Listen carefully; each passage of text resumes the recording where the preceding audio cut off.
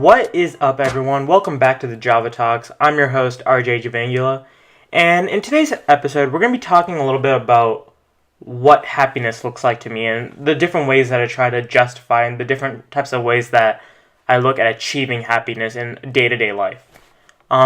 So let's go right into it. To kick off, I think you need to define what happiness means, and to me, happiness is this general well-being, right? It's the end of the culmination of your purpose in life, what you're trying to do, your daily routine, your daily interactions, your daily work, all goes to one end. I think that end is general happiness.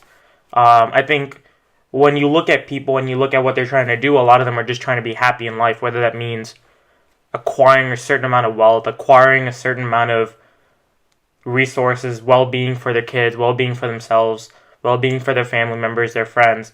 I think it's because that well-being provides happiness at the end of it. And happiness, I think, is sought out because people want happiness. They don't want anything from that happiness, right? You can argue that people want to feel good, but happiness is an emotion. It's not necessarily an item that provides something. So I think happiness is an end goal. I don't think it provides anything after that. I don't think it creates anything after that. I think it's just the end, right? Where, let's say every day I'm working 9 to 5, right? And this job is something that I enjoy doing it. Let's say this is my job, right? I'm the Java Talks host. Every day I wake up at 8:30, eat my breakfast, get up, and then I go to work. And I just sit down and read.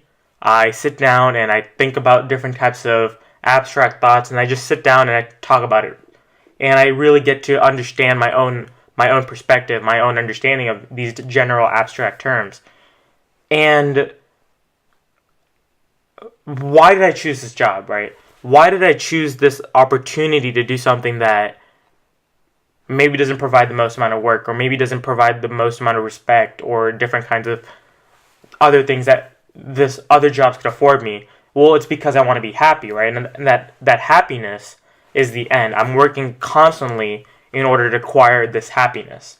And I think that money, and I think resources, food, everything leads to this desire to want to be happy, to want to be in some form of a good quality of life.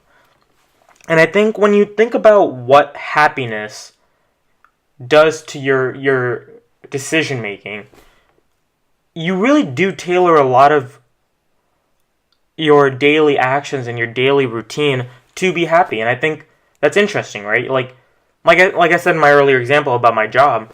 Well, let's say I became a computer scientist and I wanted to go that route, and I wanted to get a job in that route, and I wanted to pursue that full time. Well, think about the benefits of that, right? Think about the increase in money. Think about the increase of job security. Think about the increase in health benefits. Think about the respect that can garner me in society.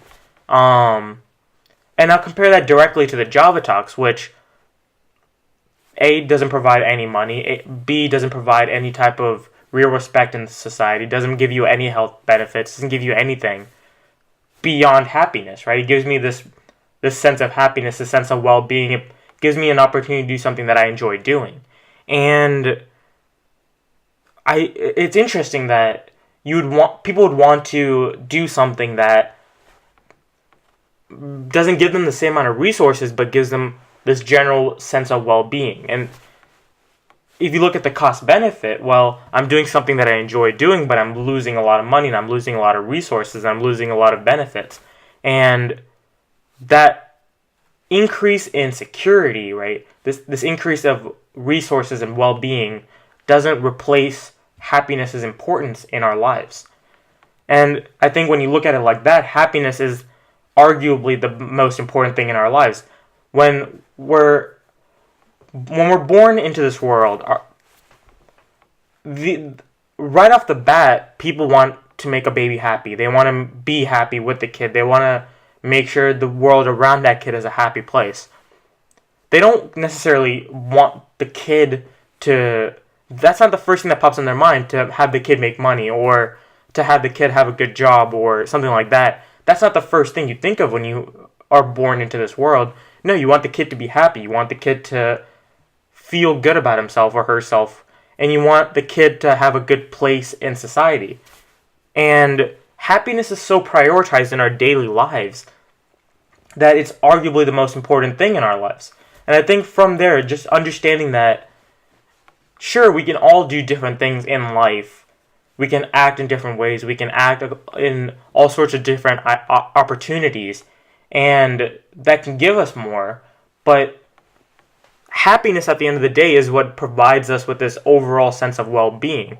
Where in the circle of life, right, when you start to when you end, you're constantly in this pursuit of happiness. And I think the people that sacrifice their happiness for success or fame or wealth or whatever, sure, they might be more successful, wealthier, more famous, but what have they given up? They've given up the most important thing in their lives. When you originally create a group, right? Let's say you're working on a group project.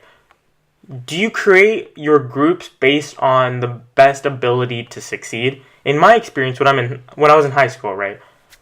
So last year, I created groups with friends. I created groups with people that knew would make the process more enjoyable. I didn't necessarily have everyone's identity and their skills and their tasks written down. I didn't have them analyzed. I didn't think about who was going to be the best at certain things. I just wanted to be with my friends so that I could have a good time doing this. And I think that's a good example of understanding that when you can constantly scheme and constantly think about who you want to be with and who's going to have the most benefits for you, right? But I think as long as you think about those benefits in accordance to your general happiness and not for some kind of other ulterior motive, then I think that analyzing people and working like that is going to be helpful. But if you're just trying to work so that it increases your benefits without making you happy, then I think that just breaks the cycle that originates from when you're born, right? And I think there's this balance where you're not always going to be happy, right? There's no possible way for someone to be happy 24/7. And I think there's this balance, right, where you have a lot of negative things in your life that are going to bring you sadness, that are going to bring you misfortune and grief and pain.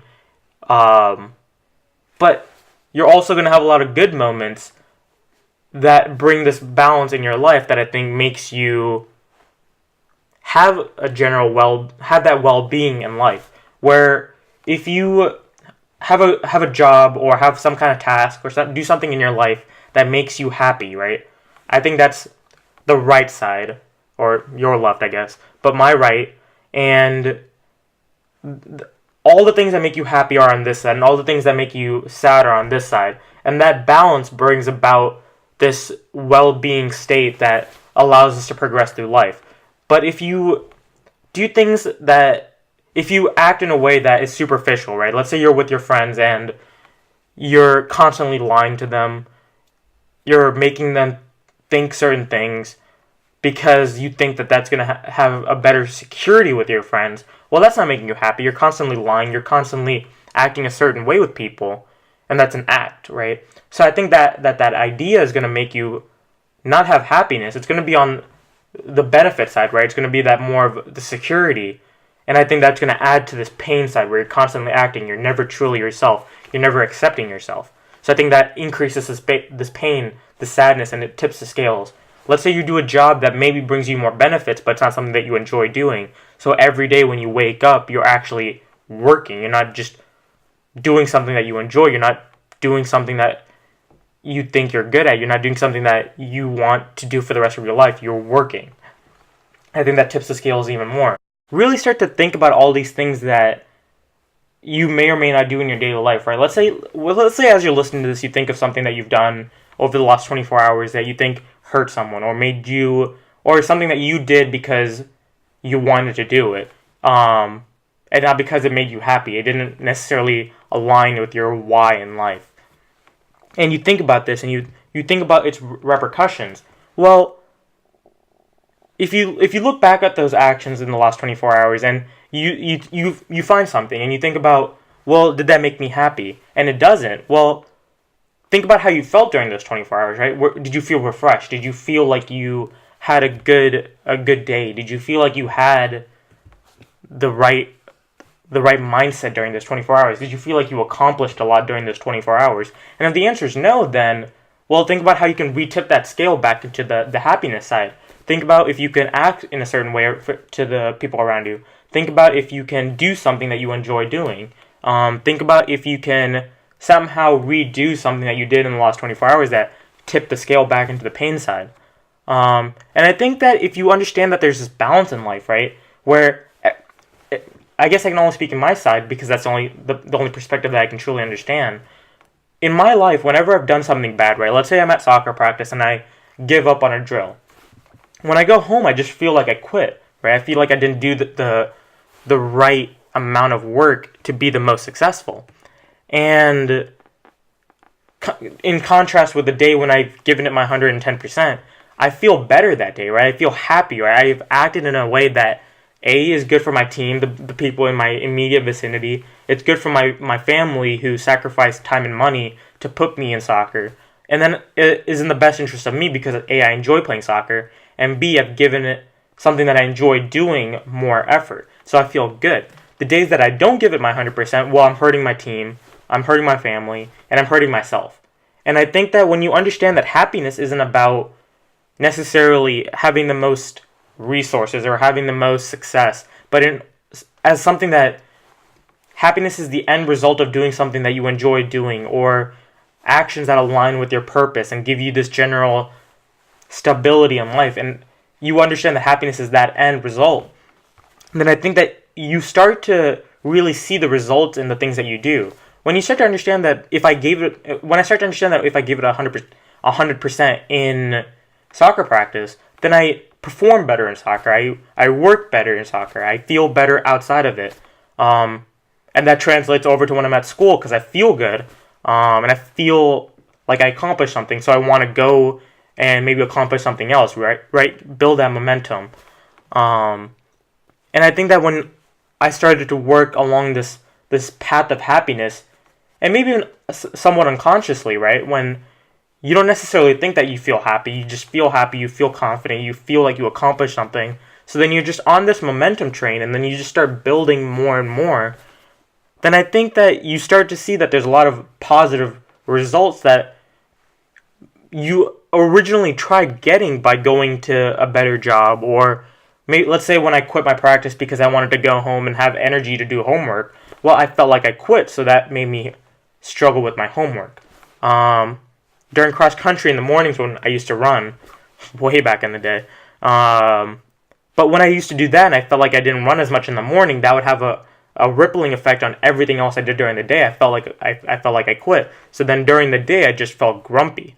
But the days that I ran well and I bonded with my team and I felt like I had a fun practice, I had a great day, right? No matter how tired I was. So I think that happiness is something that you achieve just by doing things that make you feel well. And I think that there's this direct correlation between happiness and doing well. And I think it's a cycle, right? Where you do something that makes you happy, right? In my case, soccer or sports or some kind of physical activity. And I do something that makes me happy and I do it well. Well, that doing that well makes me go back into being happy. And then when I go to being happy, I want to do more. So let's say I'm doing homework. Well, I feel happy, so I do my homework and I do it well. I'm sure you guys can relate to this, but when you get 100% on an assignment or really go super hard and get a great grade on a test, that makes you feel good because you gave it your 100% and you performed really well, so now you want to feel happy about it. So again, let's say I did really well on my homework, well now I'm happy.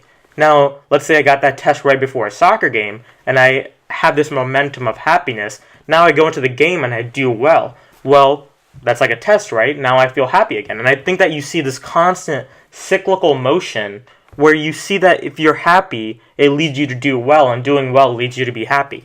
And I think that answers this question of what is happiness. Well, happiness is the end result of doing something that provides you with this well-being. And I think that, sure, I'm not saying don't go into jobs that give you a lot of money, because you never know if that's going to make you happy down the road. But don't do things because of the benefits of it, right? Do something because of, well, that's not true. That sounds a little hypocritical. Do something because it might make you happy in the future. Do something because if you do something that makes you happy and you do well, then you're going to feel more happy. And that's just going to have this compounding effect on your life where you're going to be more successful because you feel happy. But if you're doing something because of the benefits that it might provide you, or doing something because of the positive things that it may give you in life, but you still feel miserable because of it, then that's not going to help you. You're going to feel bad about yourself. You're going to feel bad about the life that you took. You're going to live a life of regret. And I think that if you start to understand that by giving something your 110%, by giving something your complete devotion, but giving something that makes you happy, that full effort, then I think that compounding effect is just going to propel you through life. And I think that by doing that, you're going to see all kinds of different positive effects in your life. Whether it be something small like taking out the trash or cleaning your room, or maybe occasionally watching an episode of TV because that makes you feel at peace, so that when you go and do something else, you feel better about yourself. Well, go ahead and do that. Make sure that you're giving yourself that opportunity to be happy, because at the end of the day, like I said in my own life, whenever I felt happy, I did better. And the days that I just pushed myself to do something I didn't like when I could have done something that made me happy, that just made me feel bad for that entire day, and maybe other days after that. And it made me regret things, made me think about life. And that affected my friendships, my relationships, made me more superficial, made me all sorts of things that just doing something that made me happy wouldn't have made me do. But yeah, I think that answers my understanding of what is happiness. In the next episode, we're going to have someone else come on, and we're going to leave that guest as a mystery for now. But that concludes this episode of the Java Talks, What is Happiness? Thank you guys for listening in. Thank you guys for tuning in, whatever platform you're on. The Java Talks is going to be dropping every Friday, hopefully, maybe earlier. Make sure you subscribe to whatever platform you like listening to the best. And yeah, peace out. Stay tuned for more. Thank you for watching.